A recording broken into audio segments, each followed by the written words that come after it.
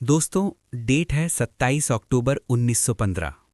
Antarctica का ठंडा समुंदर, वेडल सी, बर्फ यानी आइस का एक विशाल मैदान है। उस बर्फ के बीच में एक काले रंग का जहाज फंसा हुआ है।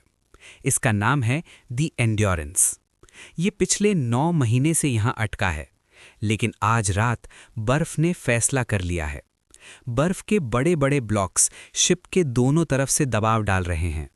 जहाज की लकड़ी की हड्डियां टूट रही हैं। आवाज ऐसी आ रही है जैसे कोई जिंदा जानवर चीख रहा हो। Crack, snap, grown. शिप के कैप्टन अर्नेस्ट शैकल्टन बर्फ पर खड़े हैं। उनके साथ 27 क्रू मेंबर्स हैं। वो देख रहे हैं कि उनका घर, उनका सुरक्षा कवच, उनकी उम्मीद उनकी आंखों के सामने टूटकर पानी में डूब रहा है। टेम्परेचर -25 डिग्रीज है। उनके पास कोई रेडियो नहीं है। दुनिया को नहीं पता कि वो जिंदा है या मर गए। सबसे नज़दीकी इंसान यानी सिविलाइजेशन उनसे 1200 माइल्स दूर है। उनके पास रहने के लिए सिर्फ बर्फ है जो किसी भी वक्त टूट सकती है, और उनके पास खाने के लिए सिर्फ कुछ महीनों का राशन है। शैकल्टन अपने मेन की तरफ मुड़ते हैं। सबके चेहरे पर मौत का डर है। शैकल्टन बिल्कुल शांत हैं। वो कहते हैं, she is gone boys, now we go home. वो चली गई लड़कों, अब हम घर चलेंगे। घर घर हजारों मील दूर है। बीच में दुनिया का सबसे खतरनाक समुंदर है। ये कैसे मुमकिन होगा? ये कहानी सर्वाइवल की बाइबल है। ये कहानी है उस आदमी की जिसके बारे में कहा जाता है, जब सारी उम्मीद खत्म हो जाए तो घुटने टेको और शैकल्टन को याद करो। Let's begin. Part 1, the ambition, the last great journey. Chapter 1, the ad and the crew. दुनिया के सारे बड़े रिकॉर्ड्स टूट चुके थे। नॉर्थ पोल पर रॉबर्ट पियरी पहुंच चुका था। साउथ पोल पर रोवाल्ड एमंडसन पहुंच चुका था। अर्नेस्ट शैकल्टन, जो एक ब्रिटिश एक्सप्लोरर था, उसे लगा कि वो लेट हो गया है। उसने सोचा, अभी एक चीज बची है, अंटार्कटिका को पैरल यानी ऑन फुट क्रॉस करना, एक किनारे से दूसरे किनारे तक। प्रोजेक्ट का नाम इंपीरियल ट्रांस अंटार्कटिक एक्सपीडिशन। उसने वो फेमस एडवर्टाइजमेंट दिया, इंट्रो सीन। लोगों को लगा ये सुसाइड मिशन है, लेकिन शैकल्टन को पागल लोग चाहिए थे। उसने इंटरव्यू में लोगों से टेक्निकल सवाल नहीं पूछे। उसने पूछा, क्या तुम गाना गा सकते हो? क्या तुम्हारे पास सेंस ऑफ ह्यूमर है? क्योंकि उसे पता था कि जब अंधेरे में मौत सामने खड़ी होगी तो इंजीनियरिंग डिग्री काम नहीं आएगी, हंसी काम आएगी। उसने 27 लोग चुने, जिसमें photographer Frank Hurley, carpenter Chippy McNish और सेलर्स शामिल थे। जहाज का नाम रखा एंड्योरेंस यानी सहन शक्ति। शैकल्टन का परिवार का मोटो था, बाय एंड्योरेंस वी कॉन्टर, यानी सहन करके हम जीतते हैं। Chapter 2, the trap. अगस्त 1914 जहाज इंग्लैंड से निकला। उसी वक्त वर्ल्ड वॉर 1 शुरू हो गया। शैकल्टन ने गवर्नमेंट से पूछा, क्या मैं रुक जाऊं और वॉर लड़ूं? विंस्टन चर्चिल ने कहा, नहीं, जाओ, अंटार्कटिका में इंग्लैंड का झंडा लगाओ। दिसंबर में वो अंटार्कटिका के पानी में पहुंचे। मौसम खराब था। बर्फ उम्मीद से ज्यादा सख्त थी। शैकल्टन को किनारे यानी लैंड तक पहुंचना था। वो किनारे से सिर्फ 80 माइल्स दूर थे, लेकिन 19 जनवरी 1915 को हवा रुक गई, टेम्परेचर गिर गया, समुंदर जम गया। एंड्योरेंस बर्फ के बीच में एक बादाम की तरह फंस गया। शैकल्टन ने कहा, हम सर्दियों के खत्म होने का इंतजार करेंगे। जब बर्फ पिघलेगी हम आगे बढ़ेंगे। वो वहां 10 मंथ्स तक फंसे रहे। वो शिप पर फुटबॉल खेलते, नाटक करते और इंतजार करते, लेकिन बर्फ पिघली नहीं, बर्फ ने हमला कर दिया। Ship crushing scene. Part 2, the castaways, living on ice. Chapter 3, ocean camp. जहाज डूब गया। अब वो 28 लोग समुंदर के ऊपर तैरती हुई बर्फ पर रह रहे थे। ये बर्फ कभी भी टूट सकती थी। नीचे किलर वेल्स यानी ऑर्कास घूमती थीं। उनके पास 3 छोटी लाइफ बोट्स थीं जो उन्होंने शिप से बचा ली थीं। शैकल्टन ने एक रूल बनाया, optimism is true moral courage, यानी खुश रहना ही असली हिम्मत है। अगर कोई आदमी उदास दिखता तो शैकल्टन उसे एक्स्ट्रा दूध देता या उससे बात करता। वो अपना स्लीपिंग बैग दूसरों को दे देता। उसने फोटोग्राफर फ्रैंक हर्ली को कहा कि वो शिप के ग्लास नेगेटिव्स यानी फोटोज बचा ले, लेकिन पैसे फेंक दे, क्योंकि वहां सोने की कोई कीमत नहीं थी। खाना खत्म होने लगा। उन्होंने सील्स और पेंगुइन्स का शिकार किया, लेकिन एक दिन पेंगुइन्स आगा बंद हो गए। भूख बढ़ने लगी। शैकल्टन को अपनी जिंदगी का सबसे कठिन फैसला लेना पड़ा। उनके पास कुत्ते थे, हस्कीज, जो उनके साथी थे, लेकिन कुत्तों को खिलाने के लिए मीट नहीं था और कुत्ते इंसानों का राशन खा रहे थे। शैकल्टन ने ऑर्डर दिया, शूट द डॉग्स। सब रोए। उन्होंने अपने हाथों से अपने दोस्तों को गोली मारी और बाद में जिंदा रहने के लिए उन्हें खाया। ये उनका लोएस्ट पॉइंट था। Chapter 4 the ice breaks. April 1916 बर्फ पिघलने लगी। जिस बर्फ पर वो सो रहे थे वो उनके नीचे से टूटने लगी। रात को एक आदमी की चीख सुनाई दी। वो आदमी पानी में गिर गया था, स्लीपिंग बैग के साथ।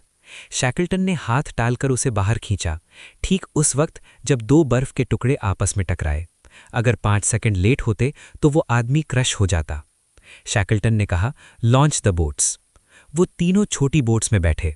उनका टारगेट था एलिफेंट आइलैंड, एक सुनसान पत्थर का आइलैंड। वो 7 दिन तक ओपन ओशन में रहे। ठंड इतनी थी कि कपड़े शरीर पर जम गए थे। उनके पास पीने का पानी खत्म हो गया था। कईयों की उंगलियां काली पड़ गई थीं, फ्रॉस्ट बाइट। लेकिन 7 दिन बाद उन्होंने जमीन देखी। 497 डेज बाद उन्होंने ठोस जमीन पर पैर रखा। वो रेत पर गिर गए, पागलों की तरह हंसने लगे, पानी पीने लगे। Part 3 The Impossible Voyage, The James Caird. Chapter 5 The Decision. Elephant island पर वो सेफ तो थे, लेकिन वहां कोई नहीं आने वाला था। वो शिपिंग रूट से बहुत दूर थे। वहां सिर्फ पत्थर और बर्फ थी। शैकल्टन ने कहा, हम यहीं मर जाएंगे। एक ही रास्ता था, मदद लाने के लिए साउथ जॉर्जिया आइलैंड जाना। Distance 800 miles, 1300 kilometres. Ocean, the southern ocean, दुनिया का सबसे खतरनाक समंदर जहां 60 फुट ऊंची लहरें होती हैं। व्हीकल, द जेम्स कैर्ड, एक 22 फुट लंबी लकड़ी की लाइफ बोट। ये सुसाइड मिशन था। शैकल्टन ने कारपेंटर चिपी मैकनीश से कहा, इस बोट को कवर कर दो और मजबूत बनाओ। मैकनीश ने पुराने बॉक्सेस और कैनवस से बोट को डेक किया। सील का खून यूज किया गैप्स भरने के लिए। शैकल्टन ने 5 लोग चुने, कैप्टन वर्सली नेविगेशन के लिए, क्रीन, मैकनीश और 2 और। बाकी 22 लोगों को एलिफेंट आइलैंड पर छोड़ा। शैकल्टन ने उनसे वादा किया, मैं वापस आऊंगा। 24 अप्रैल 1916 जेम्स कैर्ड रवाना हुई। Chapter 6 the hurricane. वो सफर नरक की यात्रा थी। 16 दिन तक वो तूफान में रहे। लहरें इतनी बड़ी थीं कि बोट आसमान में उछलती और फिर खाई में गिरती। पानी बोट के अंदर आ रहा था, वो जम रहा था। उन्हें हाथ से बर्फ क्रोचनी यानी स्क्रेप करनी पड़ती थी ताकि बोट भारी होकर डूब न जाए। कपड़े गीले थे, सोने की जगह नहीं थी। उनके पास नेविगेशन के लिए सिर्फ सूरज और तारे थे, लेकिन आसमान 14 दिन तक बादलों से ढका रहा। कैप्टन वर्सली ने अंदाजे से बोट चलाई। अगर वो 1 डिग्री भी गलत होते तो वो आइलैंड मिस कर देते और अटलांटिक में खो जाते। एक रात शैकल्टन ने देखा कि आसमान साफ हो रहा है। उसने सोचा, चलो तूफान रुक गया, वो देखो चांद निकल रहा है। लेकिन वो चांद नहीं था, वो एक सफ़ेद लहर यानी वाइट वेव थी। इतनी बड़ी लहर जो उन्होंने जिंदगी में नहीं देखी थी। शैकल्टन चिल्लाया, होल्ड ऑन, इट्स गॉट अस। लहर ने बोट को पूरी तरह पानी में डुबो दिया। वो 10 मिनट तक डूबते रहे, लेकिन बोट वापस ऊपर आई। वो जिंदा थे। Part 4 the mountain and the rescue. Chapter 7 the wrong side. 10 मई 1916 उन्हें किनारा दिखा, साउथ जॉर्जिया। उन्होंने कर दिखाया था, लेकिन किस्मत अभी भी उनका इम्तिहान ले रही थी। तूफान ने उन्हें आइलैंड के गलत साइड पर फेंक दिया। व्हेलिंग स्टेशन जहां लोग थे वो दूसरी तरफ था। बीच में ग्लेशियर्स और पहाड़ थे जो आज तक किसी ने क्रॉस नहीं किए थे। बोट टूट चुकी थी, वो फिर से समुंदर में नहीं जा सकते थे। शैकल्टन ने कहा, हम पैदल जाएंगे। उनके 3 साथी मैकनीश और 2 और चलने की हालत में नहीं थे। शैकल्टन ने उन्हें बोट के नीचे लिटाया और खुद 2 लोगों के साथ वर्सली और क्रीन पहाड़ चढ़ने निकला। उनके पास क्लाइंबिंग गियर नहीं था। उन्होंने अपने जूतों में पेचकस लगाए ताकि बर्फ पर ग्रिप मिले। वो लगातार 36 घंटे चलते रहे। उन्होंने पहाड़ चढ़ा।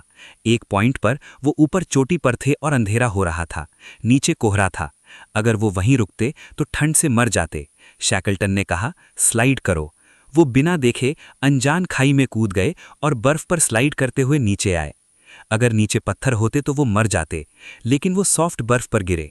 सुबह 7 बजे उन्हें एक आवाज़ सुनाई दी। किसी पहाड़ी पर नहीं, बल्कि इंसान की आवाज़, फैक्ट्री की विसल। शैकल्टन रोने लगा। वो पहुंच गए थे। Chapter 8 the promise kept. जब वो व्हेलिंग स्टेशन पहुंचे तो वो इंसान नहीं लग रहे थे। उनके बाल बड़े थे, कपड़े फटे थे, वो बदबू मार रहे थे। स्टेशन मैनेजर ने पूछा, who the hell are you? Shackleton ने कहा, my name is Shackleton. Manager रोने लगा, हमने सोचा था तुम मर गए। लेकिन शैकल्टन रुका नहीं। उसने कहा, मेरे 22 आदमी अभी भी एलिफेंट आइलैंड पर हैं। उसने रेस्क्यू मिशन शुरू किया। पहली कोशिश फेल, बर्फ ने रास्ता रोक दिया। दूसरी कोशिश फेल, तीसरी कोशिश फेल। सरकार ने कहा भूल जाओ उन्हें, लेकिन शैकल्टन ने कहा मैंने वादा किया था। चौथी कोशिश में चिलेन टग बोट येल्चो लेकर वो एलिफेंट आइलैंड पहुंचा। 30 अगस्त 1916। 4 महीने हो चुके थे। शैकल्टन ने दूरबीन से देखा। वो गिनती करने लगा, 1, 2, 3, 22। वो चिल्लाया, they are all there, they are all alive. 22 के 22 लोग जिंदा थे। उन्होंने शैकल्टन को देखकर आग जलाई। शैकल्टन ने उन्हें गले लगाया। उसने मिशन सेल किया। एंटार्क्टिका क्रॉस नहीं हुआ, लेकिन उसने एक भी आदमी को मरने नहीं दिया। Conclusion, the soul of leadership. दोस्तों, अर्नेस्ट शैकल्टन की कहानी हमें क्या सिखाती है? आज हम लीडरशिप के बारे में किताबें पढ़ते हैं, लेकिन शैकल्टन ने लीडरशिप को जिया था। 1. Empathy over authority. जब खाना कम था तो उसने अपना बिस्किट अपने साथी को दिया। लीडर वो नहीं जो ऑर्डर दे, लीडर वो है जो सबसे आखिर में खाए। 2. Optimism in hell. जब सब रो रहे थे वो हंस रहा था, क्योंकि टीम की उम्मीद लीडर के चेहरे पर टिकी होती है। 3. अडैप्टेबिलिटी। उसका गोल था एंटार्क्टिका क्रॉस करना। जब शिप डूबा, गोल बना घर वापस जाना। जिद मत करो, हालात के हिसाब से बदलो। शैकल्टन वापस गया एंटार्क्टिका एक और एक्सपेडिशन पर, और 1922 में साउथ जॉर्जिया आइलैंड पर ही हार्ट अटैक से उसकी मौत हो गई। उसकी कब्र वहीं है। उसकी कब्र के पत्थर पर उसका फेवरेट कोट लिखा है, I believe it is in our nature to explore, to reach out into the unknown. The only true failure would be not to explore at all. आज अगर आप मुश्किल में हैं, चारों तरफ बर्फ है, रास्ता बंद है, तो उस आदमी को याद करें जिसने कहा था, she is gone boys, now we go home. रुकिए मत, कीप बिल्डिंग। जय हिंद।